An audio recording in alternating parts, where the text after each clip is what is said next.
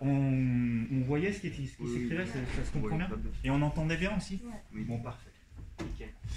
Bon, bah c'est parti pour faire la correction d'exercice sur les lois de Kepler et la deuxième loi de Newton aussi qui est utilisée là-dedans, donc qui est mouvement circulaire ou mouvement elliptique.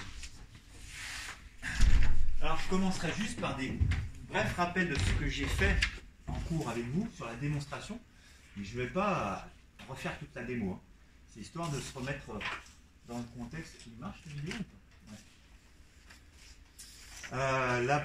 Donc c'est des rappels sur la séance précédente. La séance précédente, on a appliqué la deuxième loi de Newton dans le cadre où on avait une planète qui tourne autour d'un astre qui l'attire. Donc il n'y avait qu'une seule force, c'était la force d'attraction de l'astre sur la planète.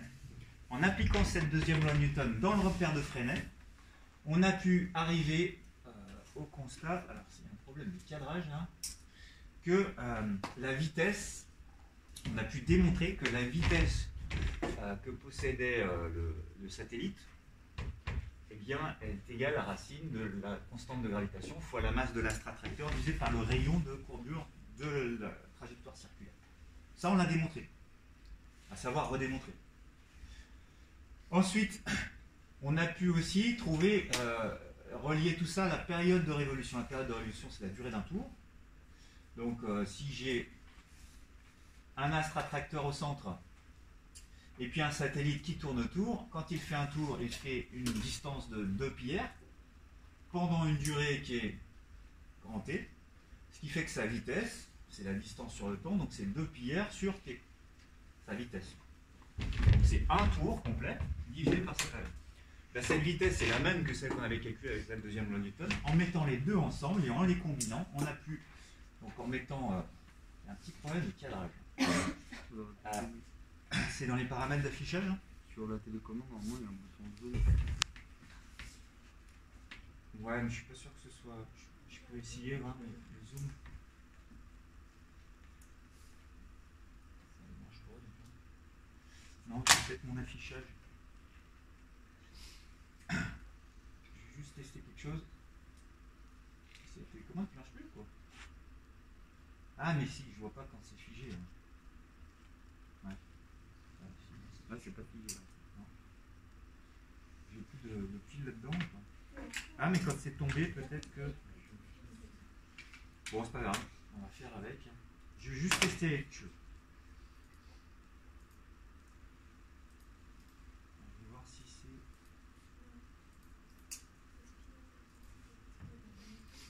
Est-ce que si je mets une autre résolution comme ça.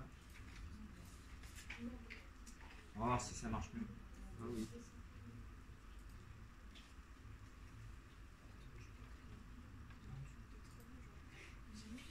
Si ça marche, ça marche. Ok. Bah non, j'ai pas le haut. Et si je veux faire ça, ça marche plus comment. Bon, on va se débrouiller comme on peut.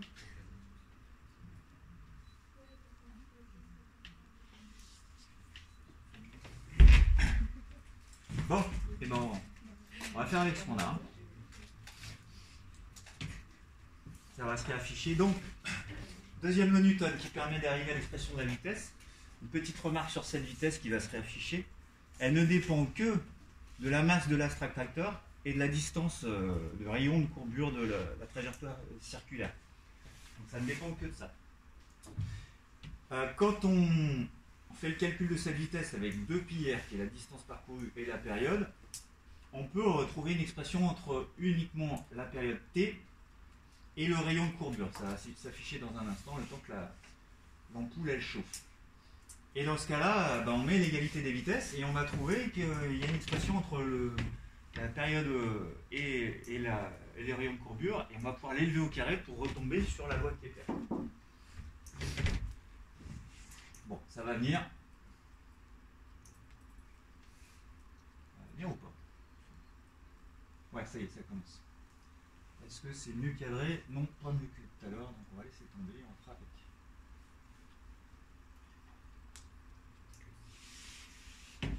Bien, allez, ça chauffe. Bon, quand j'utilise cette expression de vitesse, ça va s'afficher au plus intense, et que je mets l'expression de la vitesse calculée avec ce dessin-là, eh bien, je peux me séparer de V et avoir une expression qui dépend que de T et de R.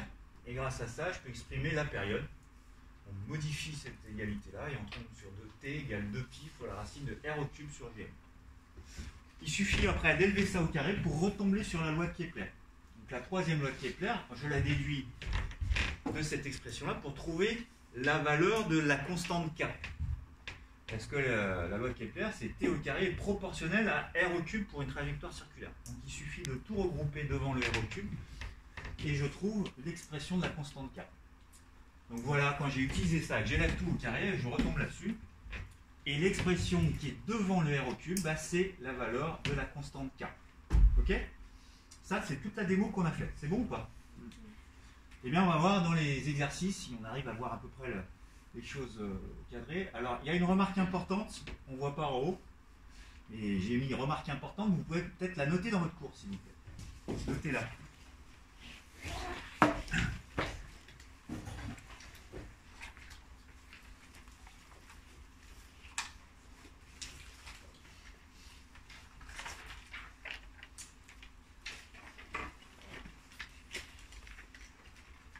Qu'est-ce qui se passe? Alors, c'est pas hyper compliqué, mais ça arrive souvent, ce cas-là.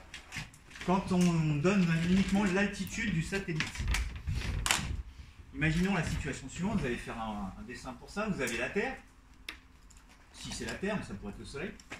Quand on parle d'un satellite, en général, on parle de la Terre. Le satellite du Soleil, ça n'existe pas vraiment. Les satellites d'autres planètes. Donc là, ce serait la Terre. Autour, on peut avoir un satellite dont on parle. On va voir dans des exercices. Ce satellite, il tourne autour de la Terre, donc il décrit une trajectoire le plus souvent qui est circulaire. Nous, on en voit souvent des satellites qui ont une trajectoire circulaire. Et on nous donne l'altitude h. Donc l'altitude h, c'est l'altitude par rapport à la surface de la Terre. Or, toutes les expressions que j'ai calculées précédemment, le R, ça correspondait à quoi? Le rayon de quoi? Pas de la Terre. De l'orbite, le rayon de la trajectoire. Donc le R que je connais, si je le dessine, moi, il est là le R que je connais dans les expressions. Or là, on ne m'a donné que le H. Comment est-ce que je peux retrouver le rayon de cette orbite connaissant H? Vas-y. Il faut rajouter le rayon de la Terre, tout simplement. Donc parfois, dans des exercices, quand on vous donne l'altitude du satellite, eh bien, tout ce qu'on a démontré précédemment avec R comme étant le rayon de l'orbite, il faut remplacer le R par RT plus H, tout simplement. Est-ce que c'est clair pour tout le monde? Donc on va le voir dès le premier exercice là, qui était à faire pour aujourd'hui, le 18. Dans l'expression, il y a RT plus H. Donc notez tout ça, parce que ça arrive assez régulièrement, que vous ayez comme rayon, comme valeur dans les énoncés, l'altitude du satellite.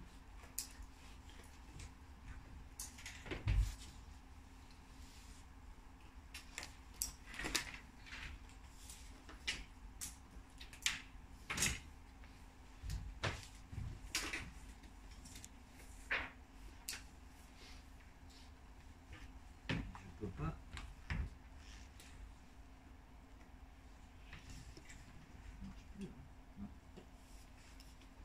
Il va y avoir un problème de cadrage pendant tout le cours, je ne sais pas pourquoi.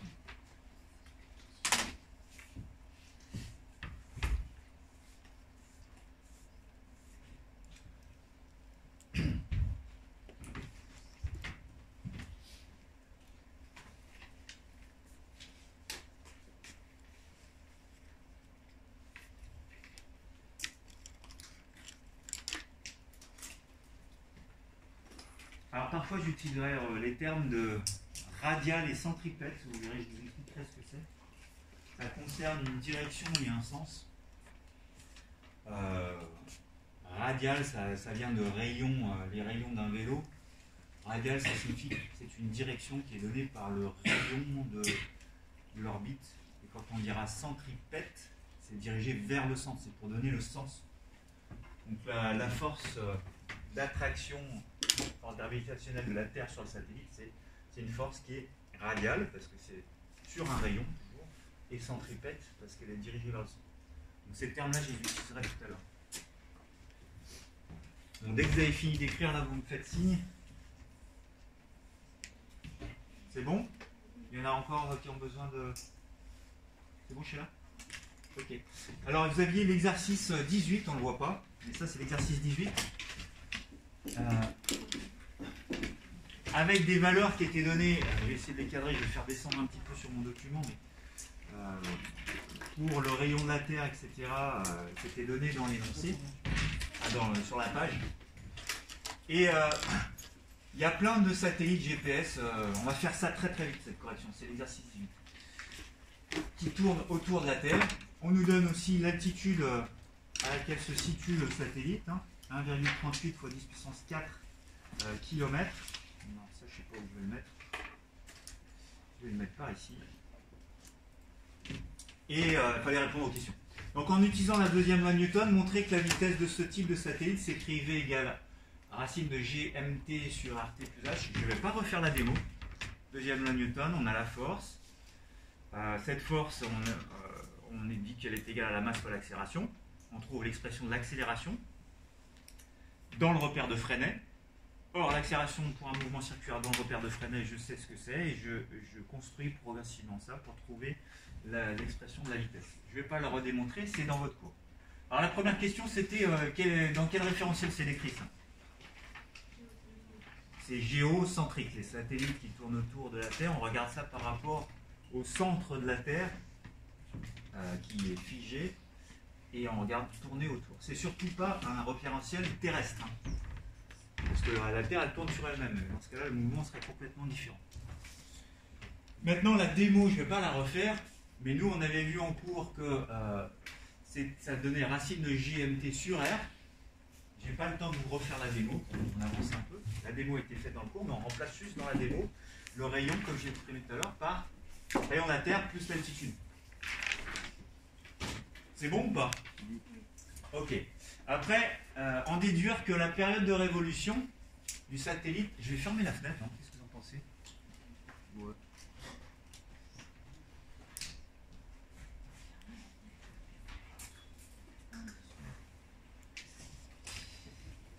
Il n'est pas hyper lumineux. Donc on déduire que la période de révolution du satellite est... pareil, c'est la même démo. On dit qu'un tour complet, ça fait 2 pi r, que ça dure une période t, et donc la vitesse, c'est 2 pi r sur t. Et 2 pi r sur t, ça doit être égal à ça. Et après, en manipulant l'égalité, on va retomber là-dessus. Donc, pareil, c'est la même démo que dans le cours. On a un cercle, je peux le redire rapidement, mais vous avez le cercle qui fait 2 pi r. Tout ça, ça a duré t, et donc la vitesse de rotation, c'est 2 pi r sur t. Sauf que c'est la même que cette vitesse-là, et quand je fais l'égalité, je vais retomber là-dessus. Attention, R ici, c'est quoi R dans ce cas-là? C'est RT plus H à chaque fois. Donc c'est la même démo que celle du cours, avec juste la différence, c'est que le R, on le prend comme étant égal à RT plus H. Donc je ne vais pas développer plus que ça. Maintenant, il faut calculer. Est-ce qu'il y en a qui l'ont calculé? Calculer la période de ce satellite. Donc en fait, on a toute cette expression-là. Et puis, il faut mettre toutes les valeurs de l'énoncé dedans. Et essayer de le calculer. Est-ce qu'il y en a qui ont le résultat ou pas? Ouais. J'ai trouvé 1h24 minutes. 1h24 minutes. Ça me semble pas beaucoup. Alors,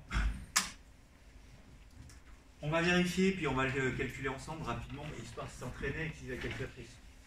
J'ai remplacé tout ce qui était ici par les valeurs de l'énoncé.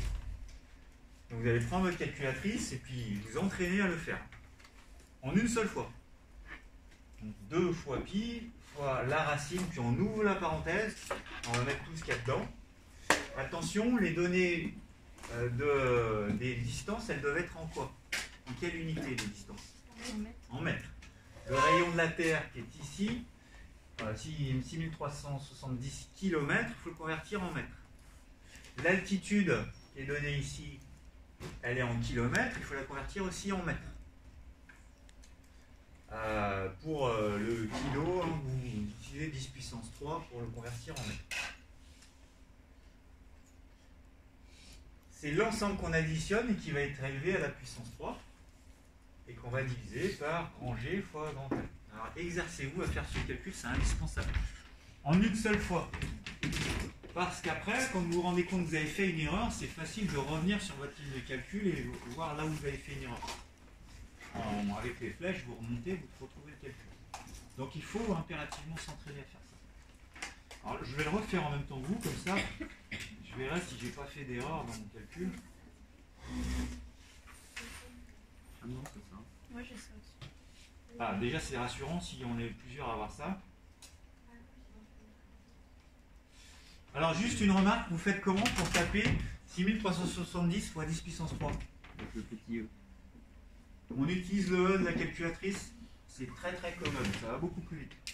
Et on l'active comment le E? S'il y a un Seconde E. et la virgule. Avec seconde et virgule. Si, tu l'as obligatoirement. La virgule au-dessus Tu de fais seconde, virgule, et tu as EE. Alors vous, sur certaines calculatrices, c'est marqué EE. Le code. Ça signifie x 10 puissance. Alors quel est l'avantage de ça? C'est que ça rattache la puissance directement au chiffre. Donc quand vous divisez quelque chose qui est en notation scientifique, vous n'avez même pas besoin de mettre de parenthèse. Puisque c'est directement accroché ensemble. Et puis ça va bien plus vite, parce que vous avez juste deux touches à activer pour faire x 10 puissance. En revanche, attention, ça ne marche pas quand vous avez déjà fait les pKa ou pas. Le K pour les acides et les bases. Les constantes d'équilibre et tout ça, vous n'avez pas fait encore. Ça va venir, vous allez avoir des puissances de 10 qui ne sont pas des nombres entiers. Vous n'aurez plus le droit d'utiliser EE quand ce n'est pas des nombres entiers, si c'est des nombres à virgule. Donc ça fait 2,85 fois 10 puissance 4 secondes. Alors je vérifie quand même, mais normalement, si vous êtes plusieurs à trouver la même chose, c'est que ça devrait le faire. Et bien je vais passer voir. C'est que tu as fait une petite erreur dans ton calcul.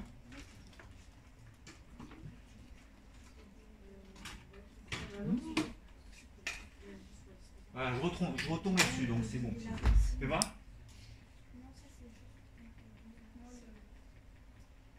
Qui est-ce qui n'y arrive pas là?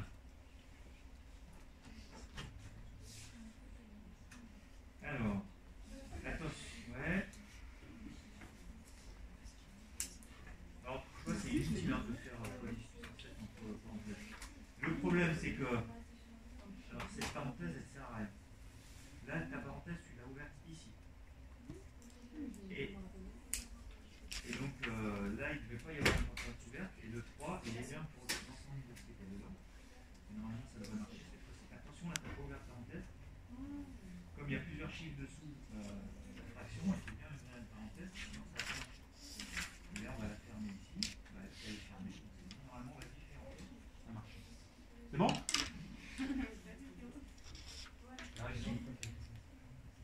Alors, c'est quoi une autre erreur?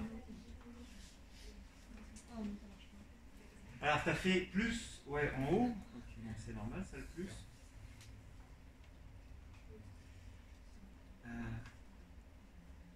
D'où vient ton erreur?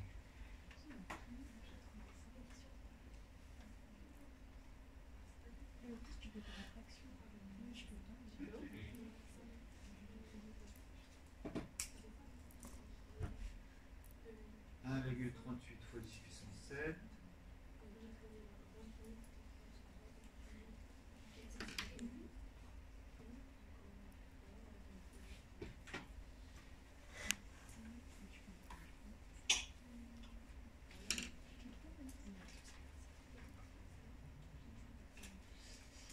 J'arrive pas à retrouver l'erreur. 10 puissance 24, ok.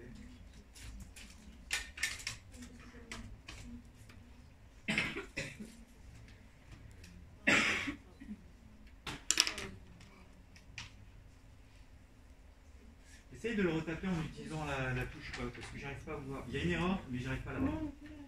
La touche E, c'est seconde, virgule. Il y a E. Moi j'arrive pas. Ah, mais tu as oublié le 2pi devant. C'est pour ça, multiplie ton résultat par 2pi, tu vas tomber dessus. Toi, ça c'est bon, ça c'est bon. Ça c'est bon, divisé par ça c'est bon pour l'instant. Alors, tu as pu multiplier. Alors là, la parenthèse, tu as vu, elle est mal mise. Elle doit être normalement sous la racine. Celle-là, on peut la supprimer. Parce que il faut que ce soit sous la racine. Ça doit être ça, je pense. On va voir. Ouais. Ah, c'est bon? J'ai même pas avec le E. Ouais, t'as plus de batterie, toi. C'est le contraste, non? Ça va rien. Mais si, on peut augmenter la luminosité. ça. Mais t'arrives à y voir, toi?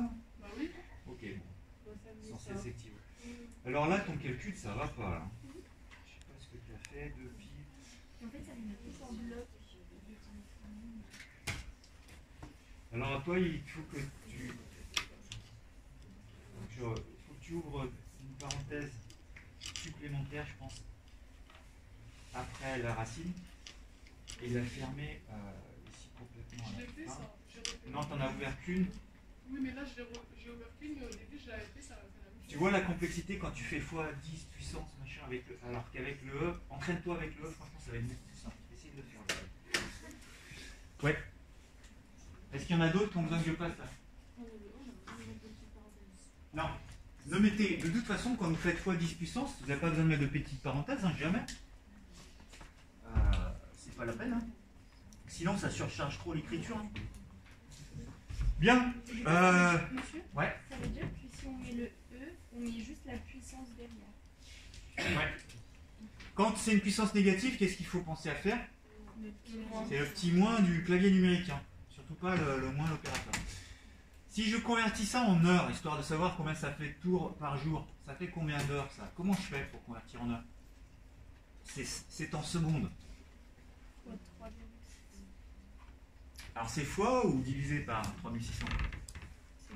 C'est fois. C'est fois. Si je multiplie par 3600, C'est divisé. on sait que dans une heure il y a 3600 secondes, donc là il faut diviser par 3600 pour les avoir en heures. Donc je divise par 3600, je tombe sur 7,9 heures. Une journée ça dure combien de temps? 24. 24. Donc pour savoir combien de tours ça fait par jour, il faut que je fasse quoi? 24 divisé par 7. 24 divisé par ce temps-là. Quand je fais le calcul, je crois que ça me donne 3 tours par jour. Ça ne s'affiche pas, mais 7,9. Alors 24 divisé par 7,9, ça nous fait 3 tours par jour. Donc ce satellite-là, il effectue 3 tours chaque jour. D'accord?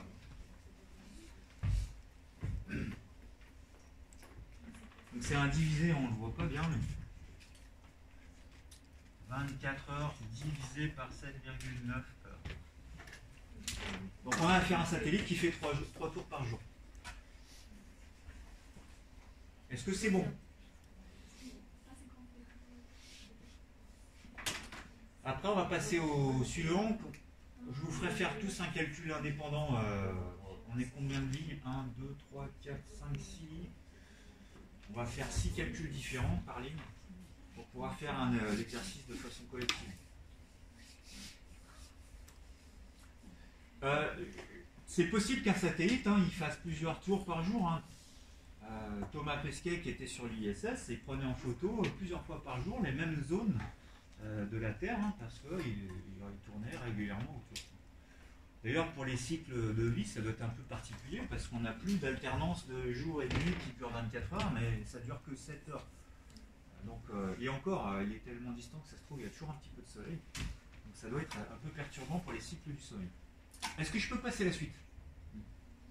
Ok, donc l'exercice suivant, c'est la troisième loi de Kepler pour un mouvement circulaire. C'est l'exercice 19. Et on ne le voit pas complètement cadré ici. Donc, dans un modèle simplifié, les planètes peuvent être représentées par une orbite circulaire. Donc, on considère que toutes les planètes sont sur des orbites circulaires là, dans cette histoire. Dans ce cas, on considère que la vitesse de la planète a pour relation, on retrouve l'expression trouvée grâce à la deuxième loi de Newton appliquée dans un mouvement circulaire. R, c'est la distance entre le centre du Soleil et le centre de la planète, c'est le rayon de l'orbite toujours. Donc cette fois-ci, à la place de grand R, c'est un petit r, mais c'est la même chose. Ms, c'est la masse du Soleil, rangée la constante de gravitation. Indiquez le référentiel considéré galiléen dans lequel sont décrites les orbites. Donc, ici, on nous parle de quel système? C'est des planètes C'est l'héliocentrique. par rapport au Soleil, puisque la masse du Soleil. Donc c'est héliocentrique. D'accord? Héliocentrique, je l'ai fait afficher en dessus, ça se voit pas, mais c'est héliocentrique. Donc, héliocentrique ici. Hélio, c'est quoi? Le Soleil, et par rapport au centre du Soleil. Ok. Après, il faut montrer que je ne vais pas refaire la démo encore une fois, j'ai pas le temps. Mais on l'a faite en cours, c'est encore la même. Donc, on a cette expression de la vitesse. On sait qu'un tour complet, c'est 2 πr. Avec cette fois-ci, ça va être petite r, ici. Et cette vitesse, ça va être donc 2 πr sur grand T, que je vais dire qui est égal à ça. Et ça va me permettre, en le mettant l'égalité, d'arriver progressivement à cette expression. Donc je ne refais pas la démo. Il faut faire la démo du cours, mais en remplaçant le grand R majuscule par petit r. C'est exactement le même raisonnement. Ensuite, en utilisant les données du document 3 de l'activité de page 319, montrer avec un tableau que la relation est vérifiée. Alors la question elle est un petit peu mal posée. Soit ils veulent nous faire vérifier que pour toutes les planètes qu'ils parlent dans ce tableau, alors on a T2 sur A au cube qui est égal à une constante. En gros, la loi qui est claire, T2 sur A au cube est une constante. Soit ils veulent nous faire retrouver que cette expression-là, elle est égale pareil au rapport des deux. Je vous affiche. D'abord, dans un premier temps, on va le calculer, ça. La masse du Soleil, on ne la voit pas. C'est 6 fois 10 1,99 fois 10 puissance 30, la masse du Soleil. Donc, histoire d'être un peu actif, je vais vous demander de calculer tout ça. Donc, on a toutes les valeurs. 4 pi au carré, vous l'avez sur la calculatrice, divisé par 6,67, 10 puissance moins 11, fois 1,99 fois 10 puissance 30. Ça, c'est la masse du Soleil. Faites le calcul le plus vite possible pour vous entraîner.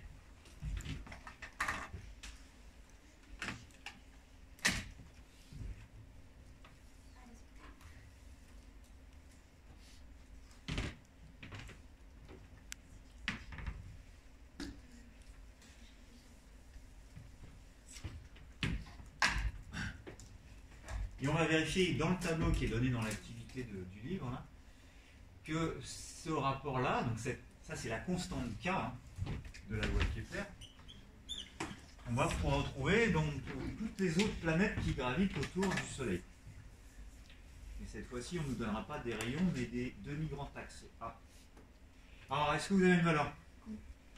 Ouais, Alice? 2,97 fois 10 puissance moins 19. Ouais. Et c'est en quoi le résultat? En seconde. Alors attention, si je regarde ce que j'ai ici. Donc tu m'as dit 6, combien tu m'as dit? 2,97 fois 10 puissance moins 19. Maintenant, il faut mettre une unité. Quand je regarde de quoi il s'agit, c'est T, c'est en quoi? En secondes. Mais il est élevé au... Donc je vais pouvoir dire que j'ai déjà des secondes au carré. C'est bon pour tout le monde? Après, c'est divisé par... C'est quoi comme unité le rayon? C'est des mètres, mais ils sont au cube. Donc c'est divisé par des mètres au cube. Mais on peut mettre mètre moins 3. Ou alors on peut mettre seconde carré divisé par des mètres au cube, ce qui revient au même. C'est bon, ça gêne personne ça? Voilà l'unité de cette constante. On va voir si on la retrouve avec le grand tableau qui était donné dans le manuel. Donc je crois que j'ai la même chose que vous. 2,97 10 moins 19. Seconde carré divisé par des mètres au cube. Moi je trouve pas une explosion dessus. Je vais passer voir l'erreur que je vais faire. Maintenant, ce que je vais vous demander, on va le faire juste comme ça pour vérifier ensemble. Ça, c'était le tableau donné par le livre. Vous avez Mercure, Vénus, la Terre, Mars, Jupiter, etc. Tous les satellites, enfin les planètes qui tournent autour du Soleil. Vous avez leur demi-grand axe ici, qui est donné, alors on ne le voit pas, mais en 150 millions de kilomètres. Ça, c'est 150 millions de kilomètres. UA. Donc à chaque fois, il faut multiplier par 150 millions de kilomètres si je veux avoir la distance. Et puis là, c'est en années. Donc ce qu'on va déjà vérifier dans un premier temps, c'est que c'est constant à chaque fois. Pour chaque planète, on va vérifier que le rapport T2 sur A au cube est constant. On va le faire de façon très simple. Je vais vous demander de faire un calcul rapide, mais en laissant en années et en laissant en UA. Donc la première ligne, là, celle de Jacem, vous me faites ça au carré divisé par ça au cube, mais sans convertir. La deuxième ligne, celle de Amira, vous me faites ça au carré divisé par ça au cube, faites-le vite. Vous allez me faire la troisième ligne. Non, ça ne sert à rien, la troisième ligne. Vous allez me faire celle-là. Mars, donc la ligne de Marie-Lou et Luna. Vous allez faire Jupiter, vous avez compris. Alice, vous allez faire Saturne, cette ligne. Et puis vous allez faire Uranus. Donc, vous faites le rapport de T au carré sur A au cube. Mais vous embêtez pas avec cette conversion. Vous laissez en année, vous laissez en UA. L'essentiel, c'est que ce soit constant. On va vérifier à chaque fois les valeurs que vous obtenez. Donc l'un au carré divisé par l'autre au cube. Alors, Faïda, tu l'as ? 0,99, il y a quoi comme autre chiffre? Parce que je peux mettre 3 chiffres significatifs. Il y a un 3 derrière? C'est bon pour tout le monde? Les autres, vous avez ça? C'est un 3 qui est derrière? Après, vous avez combien? 1, combien? 1,00. Il y a quoi comme chiffre derrière? Après troisième 0, en 7. Donc 1,01. Non, il y a encore un 0 en fait. Il y a encore un, c'est 0,00. Et après, du coup. Donc on laisse là-dessus pour 3 chiffres significatifs. Vous avez combien? 1,006, donc ça fait 1,01 pour vous. Pardon, c'est pas là, c'est là. Là, c'est pas la peine de le faire, hein, ça fait 1 au carré divisé par 1 au cube, ça fait 1,00. Ici, vous obtenez combien? 1,00. Ok. Ici, vous obtenez combien? 0,99. 5. Et enfin, Uranus? 0,996. Est-ce qu'on vérifie bien la loi de Kepler à peu près? C'est-à-dire que ce rapport-là est constant? Ouais. Bah ouais. On peut considérer, alors il y a des petites variations de calcul, certes, il y a des incertitudes, parce qu'on a fait une approximation, c'est laquelle dans l'énoncé? C'est marqué, peuvent être. Vous présentez pour une orbite circulaire. On fait l'approximation qu'elles sont sur une orbite circulaire, et du coup ça c'est ce qui est donné comme étant le rayon, c'est pas le demi-grand axe. Du coup il y a cette petite approximation qui fait que c'est un peu faux. Maintenant si je veux vérifier que ça correspond bien à ça, il faudrait que je convertisse une année en quoi? En seconde. En secondes, et les distances ici en mètres. Alors, on va le faire uniquement pour la Terre, parce que c'est des chiffres simples. Et on va vérifier que ce 1, là, ce rapport-là, s'il est donné non pas en années au carré divisé par des UA au cube, si je convertis ça en secondes et ça en mètres, on devrait retrouver à peu près la même valeur que celle calculée précédemment. Alors, pour ça, on va utiliser la Terre dans les mêmes unités, mais on va convertir donc le temps qui est en années, on va le convertir en secondes. Donc, et je vais l'élever au carré. Pour convertir un an en secondes, je fais quoi? Il y a combien dans une année? Déjà, je réduis en plus petites portions. Il y a combien de jours? Alors, si on veut être un peu précis, il y a combien de jours à peu près? 365,25. Parce que tous les 4 ans, vous avez une année bissective avec un jour de plus. Après, si je décompose en heures, dans chaque journée, il y a combien d'heures? 24. Après, en secondes? 60. Alors 60 minutes et 60 secondes, ou alors je fais le nombre de secondes qu'il y a dans une heure. Il y a combien de secondes dans une heure? 3600, c'est 60 fois 60. Dessous, j'ai une unité astro là, mais chaque unité astro c'est 150 millions de kilomètres, donc je fais 1 fois 150 millions. 150 millions, C'est 150. Et million, c'est quoi? C'est 10 puissance combien, million? 10 puissance 6. Et après, c'est des kilomètres. Donc, il faut que je convertisse en mètres. Kilo, c'est 10 puissance combien? 10 puissance 3. Bah, faites-moi ce calcul et vérifions qu'on obtient à peu près le résultat calculé avec les valeurs théoriques.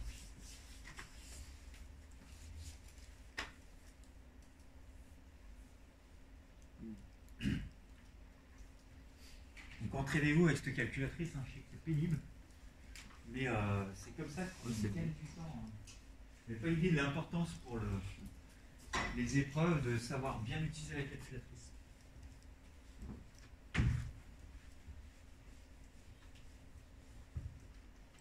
On doit trouver approximativement le résultat précédent en seconde carrée par mètre cube.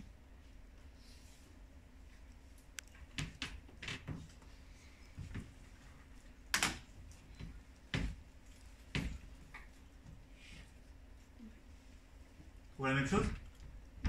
À peu près, hein. 2,95, 10 moins 19. Ah oui, je suis pas passé devant.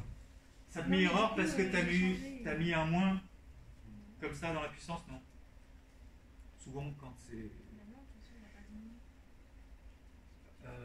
Ouais, tu as raison, il n'y a pas de moins. Alors, on va voir ton calcul.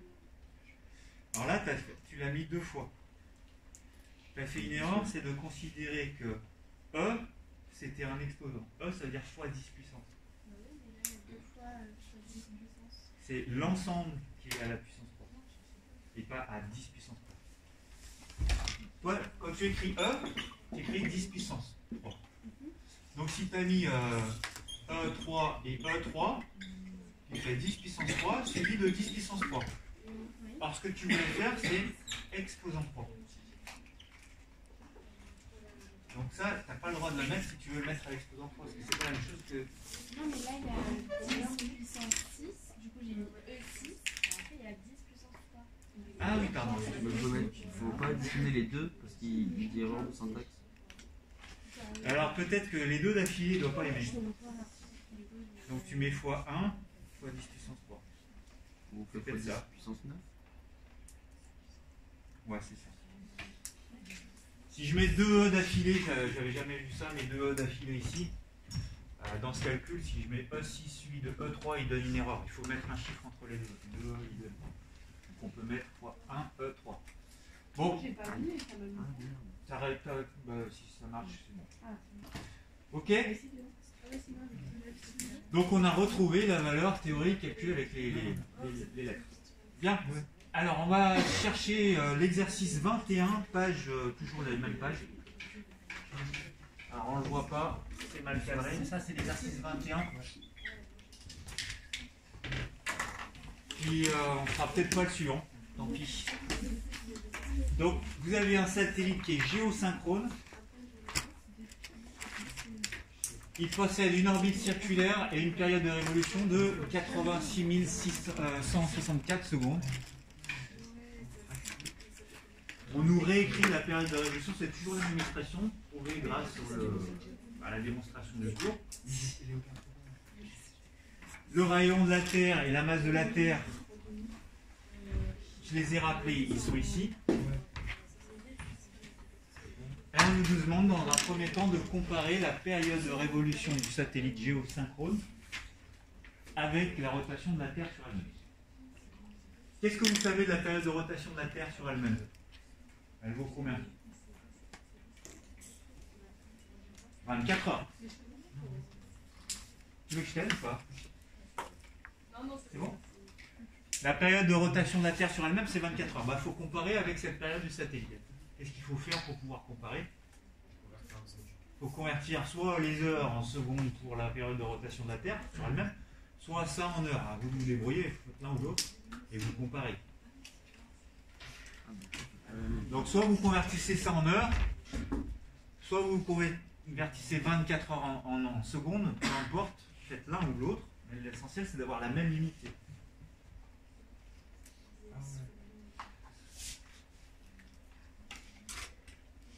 Donc moi j'ai décidé de convertir ça en heures. Quand on convertit ça en heures, on divise par combien? 3600. 3600, et vous trouvez combien? 23 heures. quelque chose. Combien? 23 quelque chose. 23,9 et quelques. Hein. Pas loin de 24 heures. Vous avez dit que 23 vers divisé 4 par combien? 3600. Parce qu'il y a 3600 secondes dans une heure. Ça correspond à peu près à quoi ça? À un jour. C'est un jour. En fait, on dit que c'est 24 heures, la rotation de la Terre sur elle-même, c'est un peu moins. Et d'ailleurs, il s'appelle comment le satellite? Géo. C'est synchrone.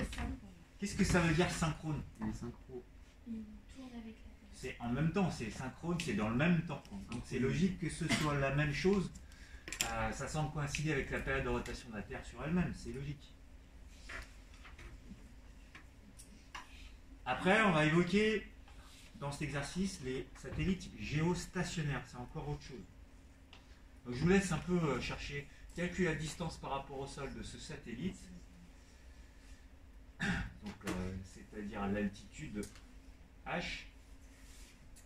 Donc ça, je vous laisse chercher. Et puis après, vous avez des orbites qui sont proposées, etc. On va répondre aux différentes questions. Donc là, il faut calculer H. Et vous avez l'expression dans laquelle il intervient. Je vous laisse vous débrouiller, c'est des maths pour trouver H. À vous de chercher. Et puis la distance, c'est-à-dire H. Et vous l'avez là-dedans, tout est connu là-dedans. Le rayon de la Terre, il est ici, 6370 km. La masse de la Terre, 1,99 fois 10 puissance 30. Je vais les mettre en plus gros aussi. Et manipuler cette expression pour retrouver H. Je vous laisse vous entraîner, puis je passe vous aider. Si vous voulez. Mais on n'a pas la même. Si, elle est donnée. La voici en plus gros. Non, ça c'est la masse du soleil. MS. Ah, la masse de la Terre, c'est 6, pardon. 6,0 fois 10 puissance 24.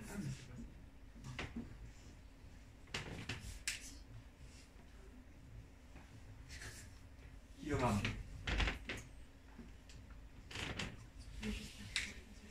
Et grand G, hein, la constante, c'est 6,67 fois 10 puissance moins 11. Unité du système international. On nous donnait la période de rotation de la Terre, hein, c'est 23h56 minutes, c'est pas loin des 23,9 93 qui étaient donnés.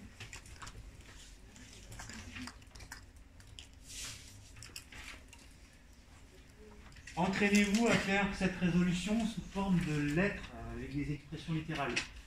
L'idéal, ce serait que vous ayez à peu près l'expression de H, et puis après vous faites les calculs. Pardon, excuse-moi. Donc vous démarrez avec ça comme expression et il faut en tirer H. Donc d'abord rien avec les lettres, c'est souvent ce qui vous est demandé en terminale. Hein. À vous de vous débrouiller pour transformer cette expression et en tirer H égal. Il faut vous entraîner. Alors il ne faut pas garder les mains dans les poches. Hein. Géosynchrone, c'est synchronisé avec la Terre, c'est sur le même temps. Donc il faut impérativement écrire sur une nouvelle page, là, t'écris cette formule-là et t'essaies de la transformer pour obtenir H égal. Ah, tu l'as déjà fait? Ah, ok, d'accord. Il y en a qui ont déjà fait ça? Ah, parfait. Il l'avait mis, je ne savais pas qu'il l'avait mis sur. Je crois qu'il avait mis que le 18 et le 19. En fait, c'était pour lundi. Ah, c'était pour lundi. Alors, non, là, il va y avoir un souci. Parce que, alors, attention, c'est. Non. Une seule fois comme ça, tu as réussi à trouver ça. Et il faut faire des étapes intermédiaires, sinon là, tu fais des erreurs.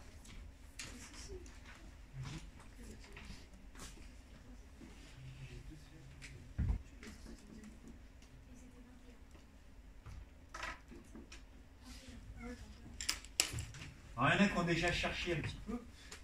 Le 2pi, dans un premier temps, de faire passer de ce côté, il va devenir quoi? Non, il est multiplié là. On divise. Il vient diviser de l'autre côté. Divisé par racine de tout ça.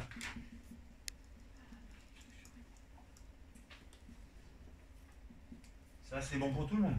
Vas-y. Maintenant, il y a la racine qui m'embête. Qu'est-ce que je fais pour m'en débarrasser? On élève. On élève de chaque côté au carré. On a le droit, c'est une égalité. Une égalité de chiffres, bah, c'est l'égalité des carrés aussi. Donc j'élève tout au carré. Ça me fait t au carré sur 4pi au carré.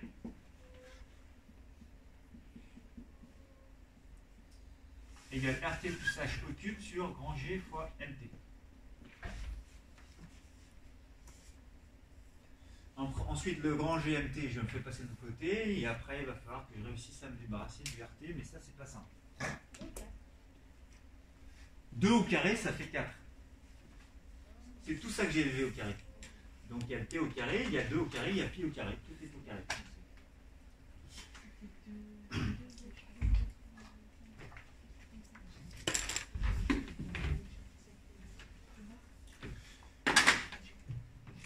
Je vais arriver à RT plus H au cube, qui est égal à le grand GMT, il va aller où? En changeant de côté. Il va être multiplié fois T au carré divisé par 4pi au carré. Est-ce que vous savez vous débarrasser d'un cube? Ouais. Mais si on fait tout au cube et qu'ensuite on fait moins RT au cube, et du coup il y a moins RT au cube à droite. C'est-à-dire tout au cube. Si on développe le cube, Oula. avoir, Tu sais développer un cube, toi? bah ça fait RT au cube plus H au cube. Ah bah non, hein. Ah non. T'imagines, ça c'est RT plus H au cube, c'est RT plus H multiplié par RT plus H.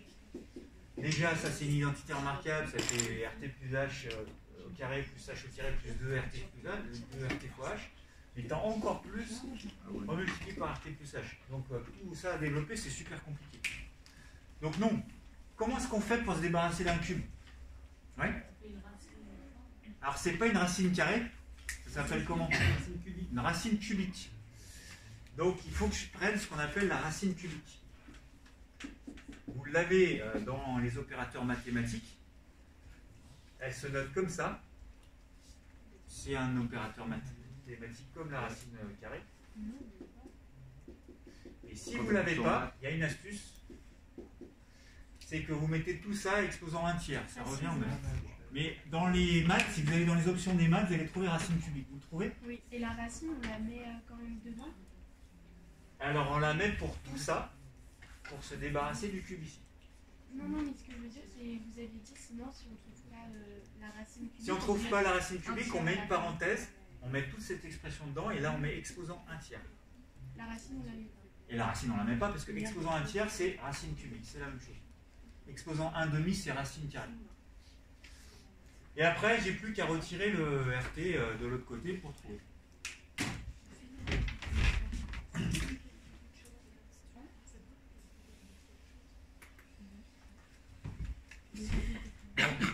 Donc le H à la fin, il va être égal à cette racine cubique de tout ça, fois T au carré,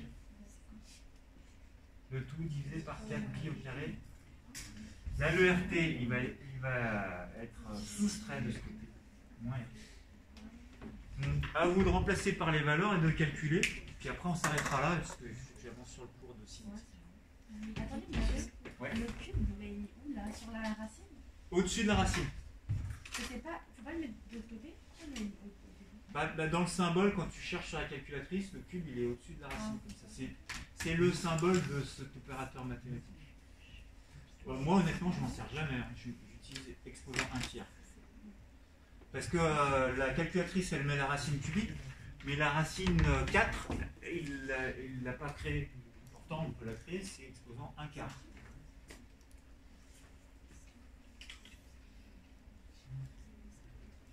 Donc il me reste à mettre toutes les valeurs puis calculer le H.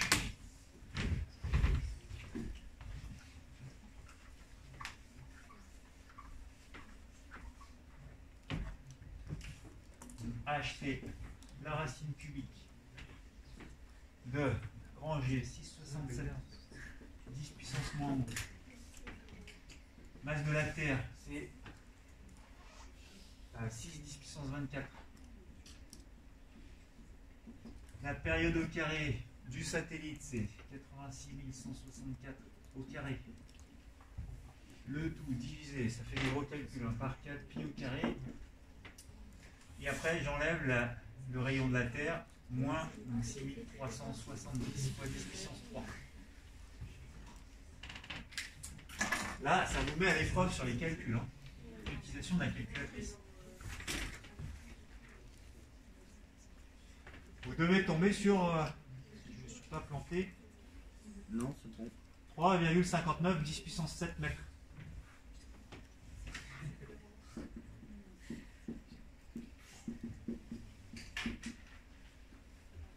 Monsieur, on a trouvé la racine cubique. Alors, en bas dans maths, quand tu fais mode, il n'y a pas. Non, dans maths, le Dans bouton en maths, dessous de il n'y a pas un alpha. truc maths. Là. Ouais. Tu cherches. Ouais, racine cubique, elle est là. Voilà, c'est la 4. Mais sinon, on a bien des parenthèses. Non, non, là, on n'est pas obligé de mettre de parenthèse. Elle sert à rien, ma parenthèse. T'as raison. Vous avez trouvé le même résultat ou pas? Je vous laisse un tout petit peu de temps pour chercher. Ensuite, on répond aux autres questions rapidement et on passe au cours. Ouais.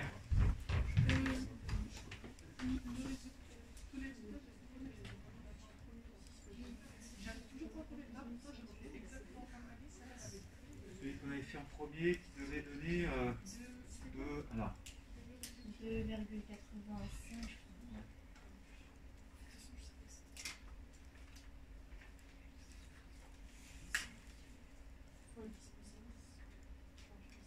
alors le souci, tu vois, ici, c'est que cette parenthèse qui s'ouvre ici, qui est censée être valable pour la racine, elle se ferme là.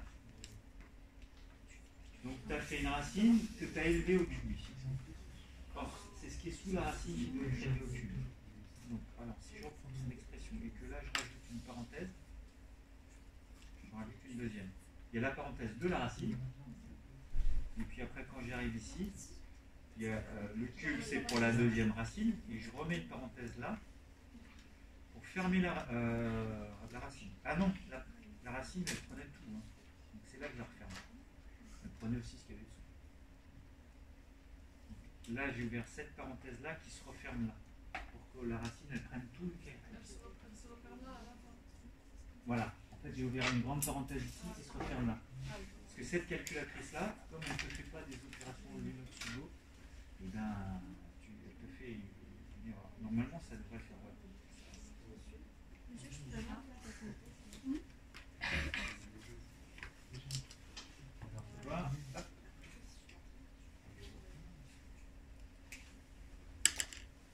Alors là, tu as oublié de mettre une parenthèse. Dans le calcul. 4 fois pi au carré, tout ça c'est d'un bloc, il faut que ce soit. À mon avis, c'est ça. Ouais.